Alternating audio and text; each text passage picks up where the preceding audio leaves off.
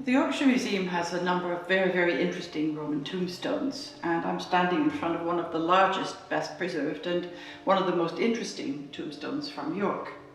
It comes from one of the cemeteries around York. Now, one thing the Romans hated, and we have a lot of evidence for this, and that was to be forgotten. It was extremely important to be remembered, and a very good way of ensuring that one was remembered for posterity, and we're here today talking about these people, so it did work, was to erect a monument with a stone inscription and possibly also a portrait. But let's look at this tombstone here. As I said, it is one of the best preserved and one of the largest.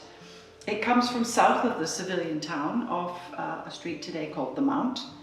And you can see that it has a portrait of 4 individuals. At first glance, you'd think this is a family, and reading the inscription, that is confirmed. This is a tombstone to set up for the woman Flavia Augustina. That's this woman here. One of the sons, it says that that son lived for 1 year and 3 days, and for a daughter who lived for 1 year and 9 months and 5 days. And the man who set it up is this man here, a veteran of the 6th Legion. And the 6th Legion, of course, is stationed here in York since about 120 AD and remained here until the 4th century AD. Tells us that he was a legate of the 6th Legion, so he's a high-ranking officer in control.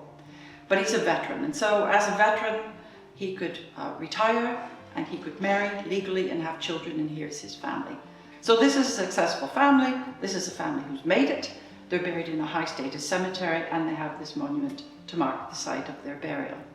So the inscriptions from tombstones gives us the information, for example, that York was a very multicultural town. We have merchants from central Gaul, that's modern France. We have a man who died here from near Milan in northern Italy.